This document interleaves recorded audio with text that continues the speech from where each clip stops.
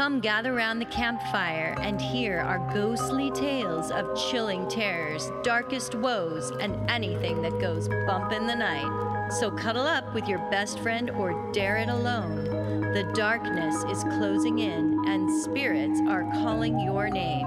This is Fireside Phantoms.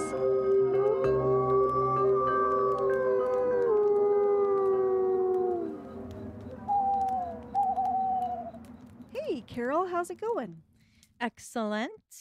You know, there's so much less known about the experience called SDE, an acronym for shared death experience, that is very similar to the near death experience, except that it is witnessed and experienced by those who are connected with the dying, either the caregivers or relatives and loved ones. So in this episode, I'm going to be sharing stories about that. That sounds great. I can't wait to hear that. Okay, That's shall we awesome. begin? Let's do it. So the phrase was coined by Dr. Raymond Moody in his book Glimpses of Eternity, published in 2011. I think I've heard of him before, yeah. Yeah, and research studies since the 1960s have suggested that the transition from life to death and beyond can simultaneously be transferred to another person. Going back thousands of years, there have been reports across various cultures, age, religions, geography, that people near death can experience seeing otherworldly phenomenon like you were talking about. And science has, chalked it up to just hallucinations caused by, the chemicals released when the brain's deprived of oxygen, blood flow issues, serotonin production, or even the activation of adrenaline responses in the survivor fight or flight coping methods. But SDEs are breaking that belief among the researchers who, were naysayers about NDEs. Yeah.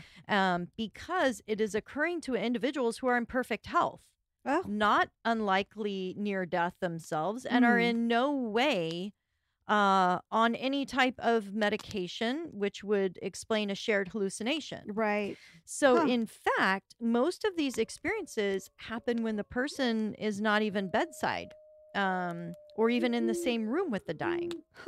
So, William J. Peters, a former family therapist and author of the book At Heaven's Door, has had an interest in collecting these stories since he's had his own NDE and SDE experiences. He has since started what he calls the Shared Crossing Project, where he's been able to interview and study more than 800 separate SDE cases. It sounds like I'm saying STD cases, but it is SDE, shared death experiences. Shared death, yeah. When William was only 17 years old, back in 1979, he was on a ski trip in Lake Tahoe. He was trying to get control of his skis when his speed was causing the back of his skis to cross, and as a result, he was thrown into the air, feeling a crunching sound as he landed violently on his back. Oh, shit. Everything he said went dark for him, and he had no sense of his body. It was silent, and suddenly he realized that he was staring down at his body in the snow. Describing his view as being pulled back away from the spot he was lying in, he described seeing the whole ski area, then Lake Tahoe, then the state of Reno, and beyond until he saw the whole oceans, our country's borders, and then Earth, like the pictures you see from NASA. Yeah. And guess what, Holly? It was round. What?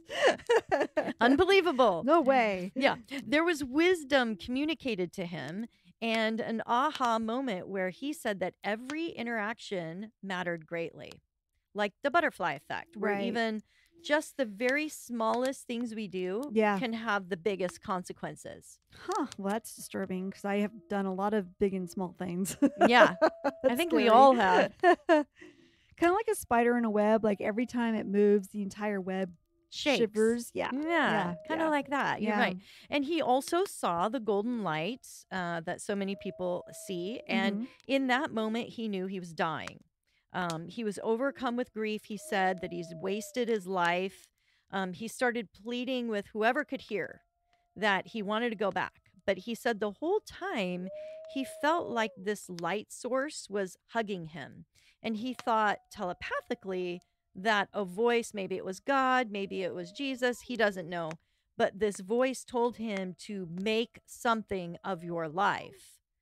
And the next thing he knew, he was going in the opposite direction back to his body and earth, but he was also really freaked out because he had heard that crunch. So he was really freaked out that he would be paralyzed. So he was constantly like, please help me be okay. Please don't let me be paralyzed. You know, pleading with that same, consciousness that he was hearing. Yeah.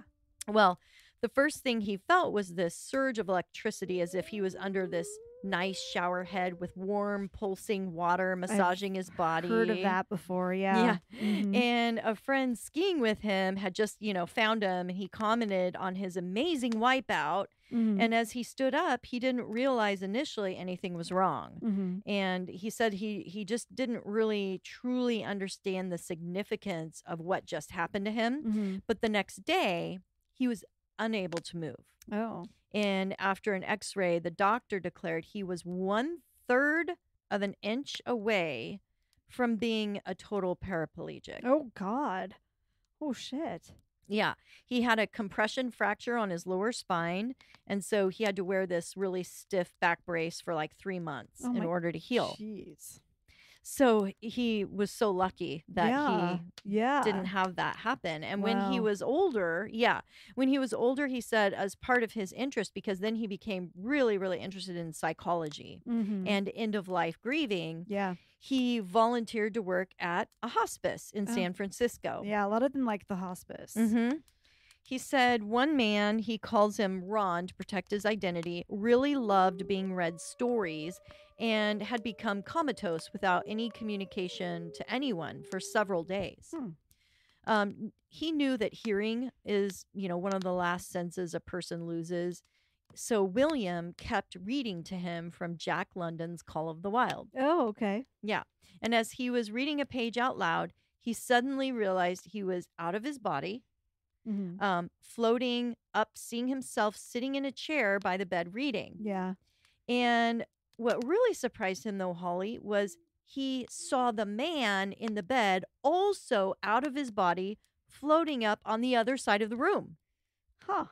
As they looked at each other, he saw the man had regressed in age and was fit and healthy, unlike his dying form on the bed. Yeah. Yeah. That's cool. He was his best self. Yeah. Anyway, Ron saw his shocked expression and smirked, saying telepathically, "Check it out. So cool, isn't it?" And then he told him, "This is where I've been these last few days. Everything is wonderful up there." So he had been out of his body, kind of experiencing that in-between world. Right. That whole time where he laid comatose. Sure. Yeah. So the moment then quickly shifted, and he said he was back in his body, reading in the chair, and the vision was gone with Ron, who was still unresponsive. And just a few days later, he passed away. So he felt that he shared in that death experience with him. Yeah. Even though Ron never came back, he went on to die. He definitely experienced that other world with him. Right. That's beyond cool. the veil. Yeah. Yeah. So in his book, he shares many of these stories and has come to the conclusion with his research that there are very similar experiences and themes. One is the role of the person who is sharing the experience with the dying. It seems to be that in many cases, they're filling in as a guide or helper with this transition. Right. They oftentimes go with them to the other realm, and just as they approach a certain spot, they can't go any further. But by then, the departed are well on their way and happy to continue feeling safe and euphoric. Oh, cool. Nice. Yeah, and many times, especially with those who are unaware someone is passing, will receive physical similarities of the trauma that the person is experiencing. For example, stabbing pains in the chest when the person is going into cardiac arrest, or the feeling of deep sadness and sorrow when it is a suicide situation, and even burning and coughing when it is a fire situation or drowning.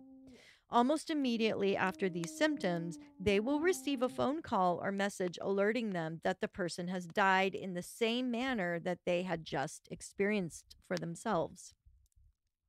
Now, some theorize they're helping to share in the trauma, Yeah. to help in some way, even at a distance, to relieve the full burden of fear and pain. Yeah. Many describe experiencing a boundary or Mhm. a void where they cannot go with the departed. Yeah. It's like once you go past there, you definitely can't come back Yeah. from that. Yeah.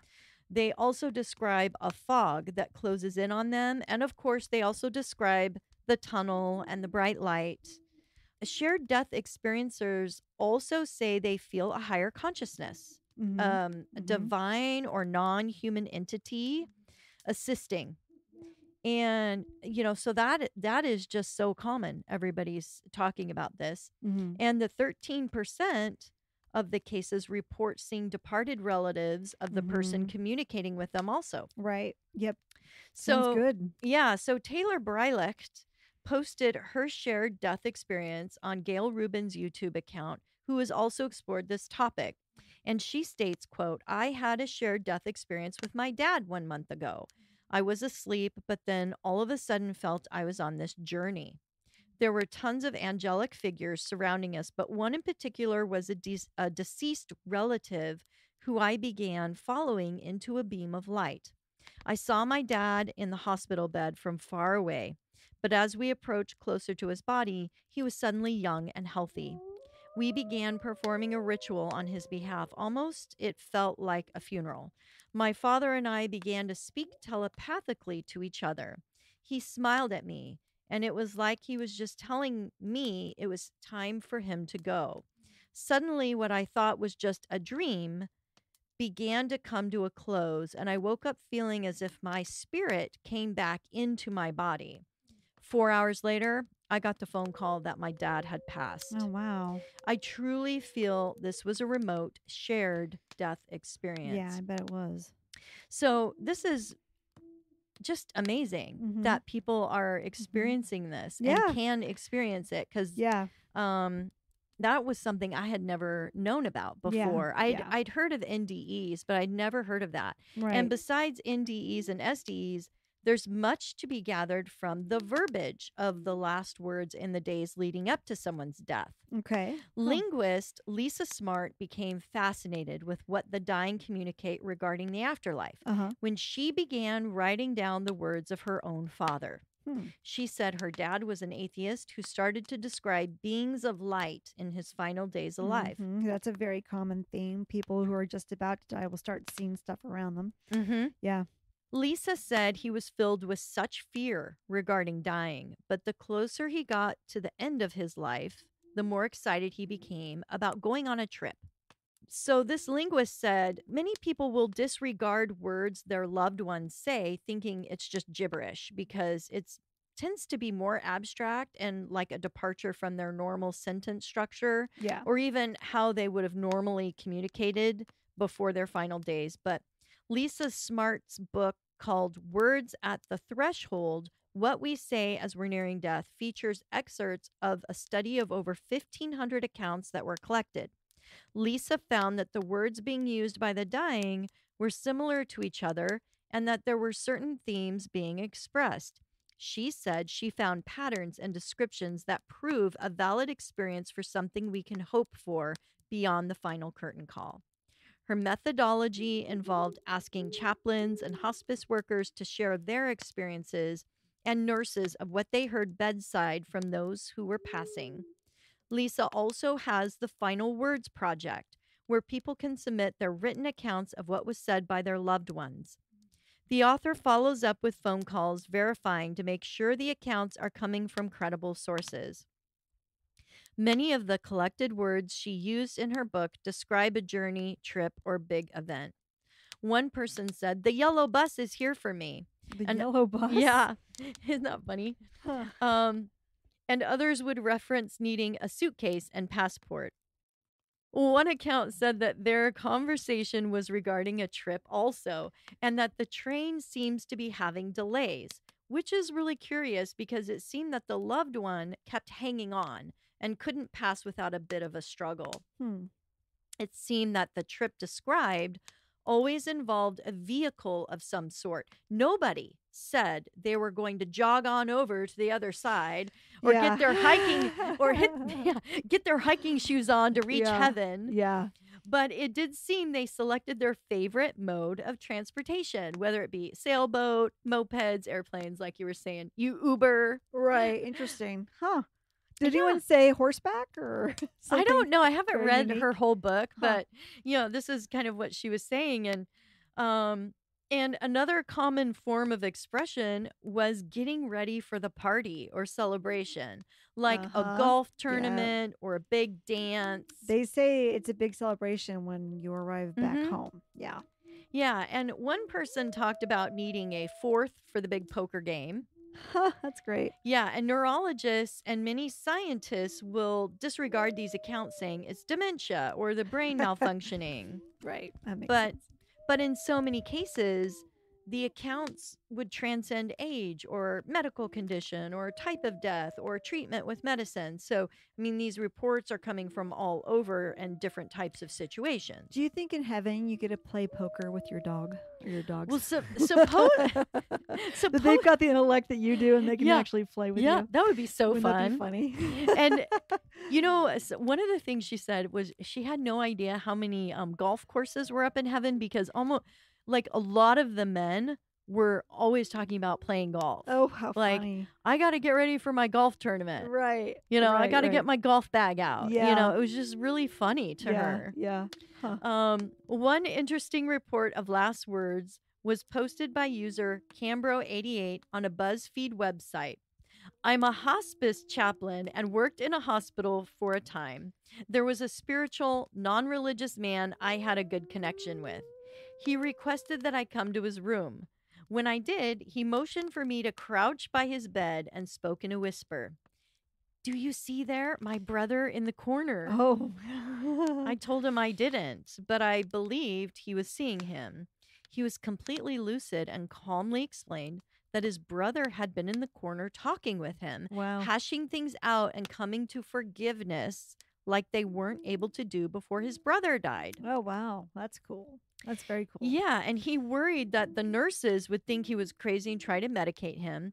So when the chaplain assured him, that he believed in him and just wanted to listen to what he had to say, he went on to say, okay, I see death too. She was in the parking lot. I could see her from my window. She had my brother with her. Now death is in my room. She's all black, but she ain't ugly. So wait a minute. He's saying that death is a woman. Yep. That's new information. And that she ain't ugly. And she's pretty. I love that. Pretty hot. I think that's really funny. And the chaplain said he was totally at peace, and he died a few days later. Wow, that's pretty cool. Yeah. So I know that you have probably heard of this too, and some of our listeners, but I thought I'd end with some interesting words recorded from famous people we know are Steve Jobs, who said, "Oh wow, oh wow, oh wow." Yeah, I remember hearing those were his final words. Because he was seeing something. Mm-hmm. Yeah, his eyes were closed, and he was like, "Oh wow!" Like yeah, like really amazed. Yeah. He's like, you guys have iPhones up here too? Yeah. That's so cool. Yeah, it is funny, Holly, because there was one guy that died, and as he was experiencing, the in-between, he was telling the person who was at his bedside that he was super excited because there was all kinds of ways for him to build kitchenettes. Because there's all kinds of needs for my skills up there. There's kitchenettes I need to build galore up there. And so it seems like we will have our passion played out up there. We'll be busy with tasks and things. What would you want to do up in heaven? What would you bring with you from this life? I'd like to sing up there, be in a good choir. Oh, not banking? Nope, not banking. No. Yeah, I can see you being in a choir up I think there. that'd be kind of fun. Yeah. Maybe practice levitation a little bit. That'd be fun. I must go now. The fog is rising was Emily Dickinson's The Poet's last words that she stated. The fog is rising. Yeah, isn't that interesting? That's like the veil is being lifted. Yes. Interesting. Yeah. It's a hoax. This place is all one giant hoax. Roger Ebert, the movie critic, declared to his wife, who also said he described the afterlife as being more real than our present world, with a huge amount of vastness and beauty. And that's what most people say. It's more real than anything you've ever experienced. It's more real. It's more true. It's more bluer. It's more vivid. Yeah. Cool. I can just add a little anecdote in here. I have a friend who was years ago. I hope it's cool if I use this story. I'm sure she probably won't mind, but I'm speaking not gonna, for her. Yeah, I'm not gonna use her name. So, but she was dating this guy. His mother was dying, and neither him or his sister could be in the room with her. I think it was just too much. So was that person, and she said that she sat next to the bed while this woman was dying. And the last thing she said, she sat up in bed, she grabbed her arm, and she said, "I will see you again," and then fell back down. And a couple minutes later, she was gone. Wow.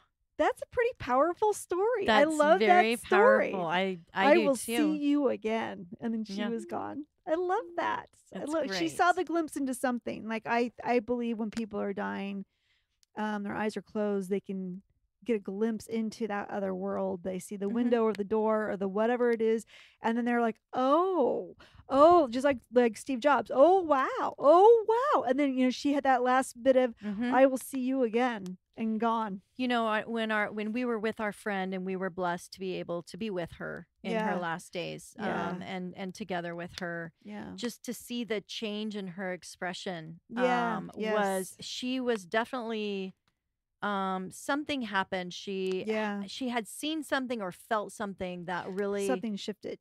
We did a healing circle with her the night before she passed, and after that, everything changed. Yep.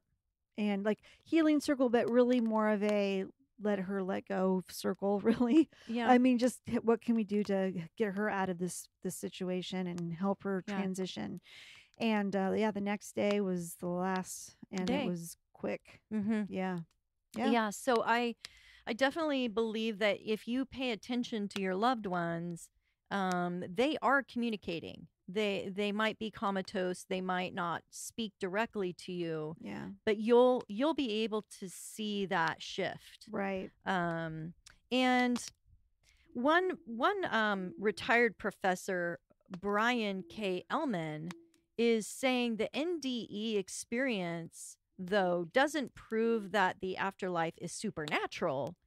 He says it just proves that the afterlife is being experienced. And instead, what he suggests is that it might be a natural occurrence and not a supernatural experience, much in the way that we experience a dream, that in the case of death never ends. Right. And after all, he claims, heaven or the afterlife hasn't been discovered anywhere in the cosmos.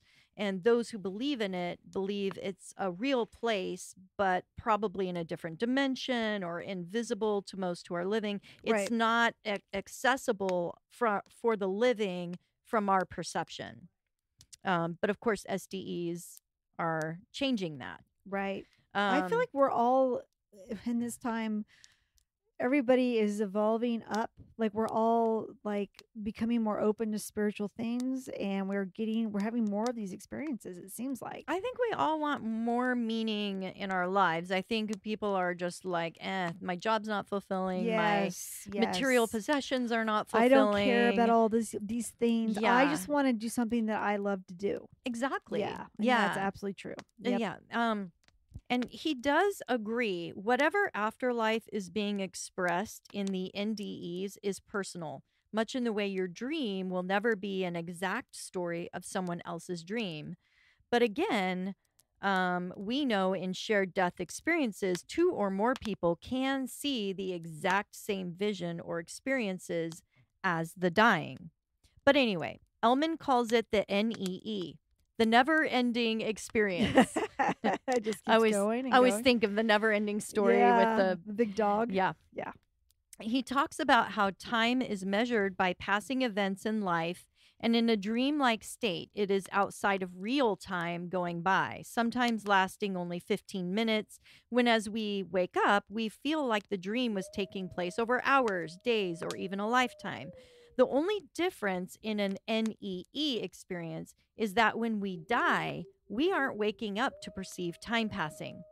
It is our eternal state that, like a dream, never ends until we wake up, but in reality, it has ended and we never wake up. So the release of chemicals at the moments leading right to the death enable a natural perception of an everlasting state of consciousness. I think of a star's light we can see for many, many centuries. Yeah. And yet that star might have already died. Died a long time ago, but you still see its Mhm. light. And Yeah. we are perhaps all stars. And in death, our light has been put out.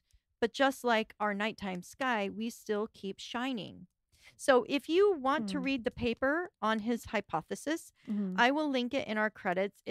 I got to warn you, it's a very dry professor-like read, Mm. Yeah.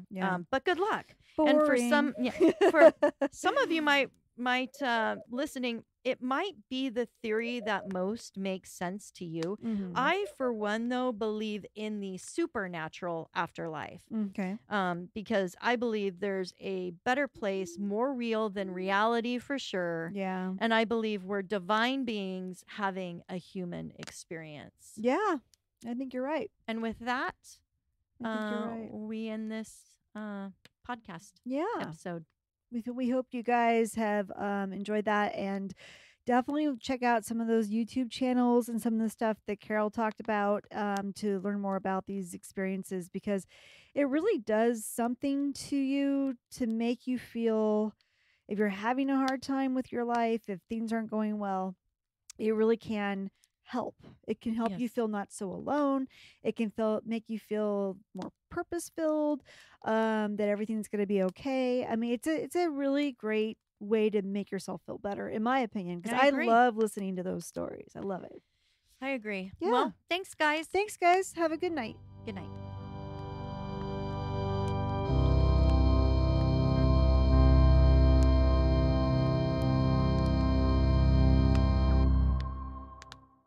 On a BuzzFeed,